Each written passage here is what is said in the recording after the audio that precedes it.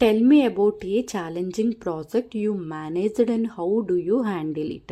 అంటే ఏదైనా రియల్ టైంలోనే ఒక ఛాలెంజింగ్ ప్రాజెక్ట్ వచ్చేటప్పుడు నువ్వు ఎలా హ్యాండిల్ చేసావు, నువ్వు ఎలా మేనేజ్ చేసావు as a PM or PMO explain చేయమని ఎక్కువగా ఇంటర్వ్యూలో అడుగుతారు ఇంటర్వ్యూర్. అలా అడిగినప్పుడు ఒక సింపుల్ సినారియో తీసుకొని మీరు ఎక్స్ప్లెయిన్ చేయండి రియల్ టైం సినారియో. ఒక ఎగ్జాంపుల్ ఏంటంటే, కరెంట్లీ నేను ఒక ఛాలెంజింగ్ ప్రాజెక్ట్ చేస్తున్నాను, అందులో ఒక మల్టిపుల్ టీమ్ మెంబర్స్ ఇన్వాల్వ్ అయ్యారు, దాంతోపాటు థర్డ్ పార్టీ వెండర్స్ కూడా ఇన్వాల్వ్ అయ్యారు. సో మేమందరం కలిసి డెలివరబుల్స్ కంప్లీట్ చేస్తేనే మన ప్రాజెక్టు ఆన్ టైం అనేది వెళ్తుంది. ఒక 2 months నుండి నేను మానిటర్ చేస్తున్నాను.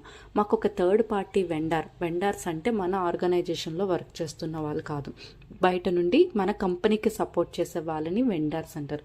సో ఆ వెండర్స్ నుండి ప్రాపర్గా రావాల్సిన డెలివరబుల్స్ అంటే కావాల్సిన టాస్క్స్ అన్నీ కూడా ఆన్ టైం రావట్లేదు, చాలా డిలే వస్తుంది.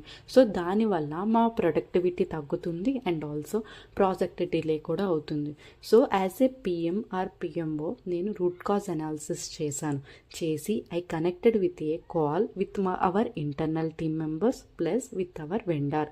సో కాల్ కనెక్ట్ అయ్యి ఆ గ్యాప్ ఏంటో నేను ఐడెంటిఫై చేసి then I will reschedule a proper project plan and share that plan to our internal team members. So now ఆ ప్లాన్ వల్ల కొత్తగా వర్క్ అనేది స్టార్ట్ అయ్యి ఆన్ టైం వర్క్ అనేది వెళ్తుంది, ఫ్లో. ఆ డెలివరబుల్స్ మధ్య వచ్చిన గ్యాప్ కూడా ఫిల్ అయింది.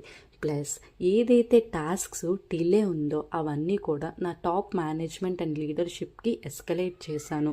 సో రీజన్ వల్ల ఇది డిలే అవుతుంది అని. సో ఈ రకంగా నేను నా ఛాలెంజింగ్ ప్రాజెక్ట్ని నీట్గా ఆన్ టైం కంప్లీట్ చేశాను with minimal impact of the project అని ఎక్స్ప్లెయిన్ చేయండి, సరిపోతుంది. I worked on a tough project where many teams and third party vendors had to coordinate closely and the dead lines were very tight and third party deliverables are not received on time from the vendor.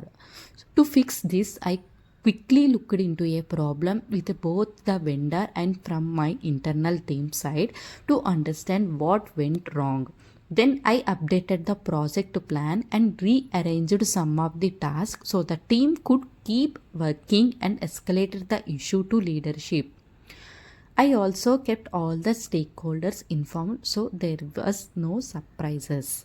Because of this proactive approach, we were able to get the project back on track on time with meeting of the multiple milestones on time with the minimal impact. Friends, ఈ వీడియోలో ఎటువంటి doubt ఉన్నా కూడా కింద comment బాక్స్లో mention చేయండి. Plus project management interviews అనేవి start అయిపోయాయి.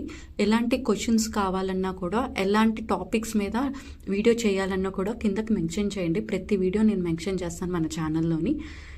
Please like, share and subscribe my channel for more questions. Thank you.